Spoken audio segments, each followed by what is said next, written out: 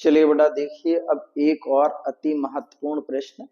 ये है हमारा बेटा, सिद्ध करो कि परावर्तित किरणें और अपवर्तित किरणें परस्पर लंबवत होती हैं। क्या है बेटा, नेक्स्ट क्वेश्चन जो है हमारा वो है, सिद्ध करो परावर्तित किरणें और अपवर्तित किरणें परस्पर लंबवत होती हैं। ये हमें क्या करना है बेटा, सिद्ध करना है। बहुत ही इंपोर्टेंट क्वेश्चन है।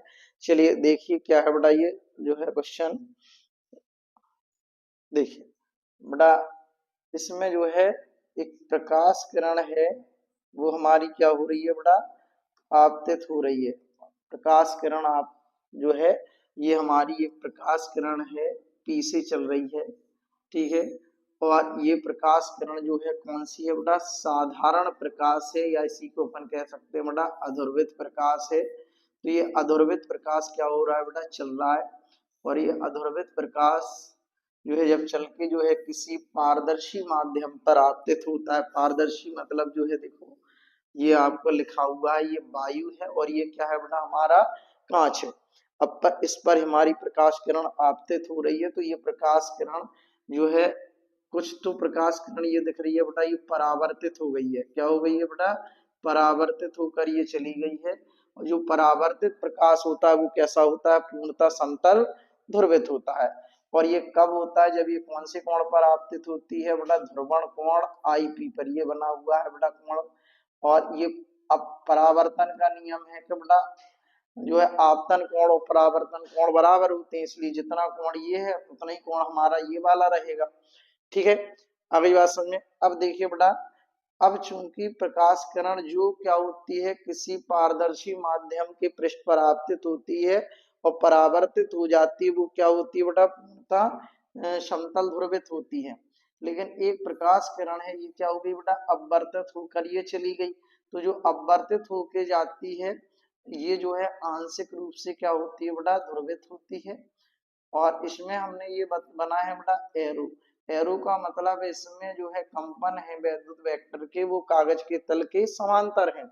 और इसमें डॉट डॉट बना है, इसका मतलब है इसमें जो है, जो कंपन है वो कैसे है बेटा, जो कंपन है वो किसके बेटा, तल के लंबवत है। कैसे है बेटा, तल के लंबवत है। बात समझ में आ गई।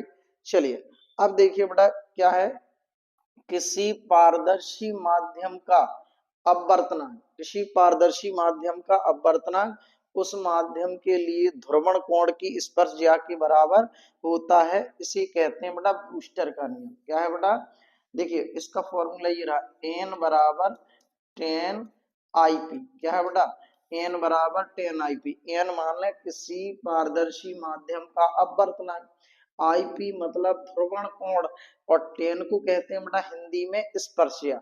तो किसी माध्यम का जो अपवर्तनांक है उसके ध्रुवण कोण की स्पर्शिया के बराबर होता है। ये है बेटा एन बराबर टेन आई पी, ठीक है। ये हमारा बेटा फॉर्मूला लिखा हुआ है।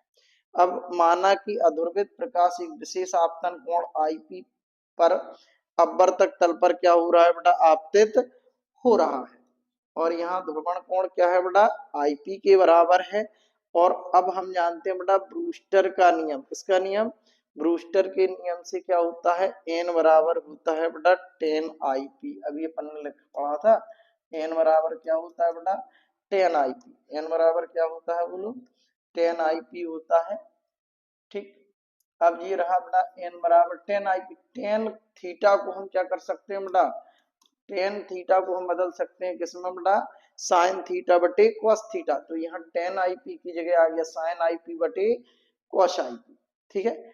अब जो है यदि हम ये मान लें कि अपवर्तन कोण कितना है बेटा, आर है, तो स्नेल का नियम भी हम लोगों ने पढ़ा है। स्नेल का नियम क्या है बेटा, एन बराबर होता है sine i upon sine are.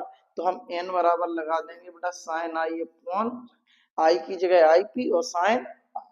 अब ये बेटा समीकरण 2 है, ये बेटा एन बराबर साइन आई पी बटे कॉस आई पी है, और यहाँ एन बराबर sine i p upon sine r है। तो समीकरण 2 और 3 से हम सॉल्व करेंगे, यानी कि एन के मान समी बराबर रख देंगे।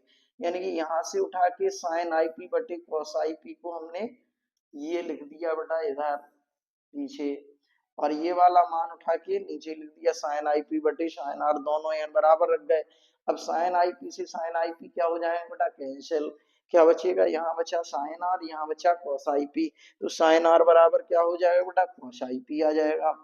अब कॉस को हम साइन में चेंज कर रहे हैं तो हम लिख सकते हैं साइन 90 माइनस आई पी, क्योंकि साइन 90 माइनस थीटा होता है कॉस थीटा। तो साइन आर बराबर आ गया साइन 90 माइनस आई पी।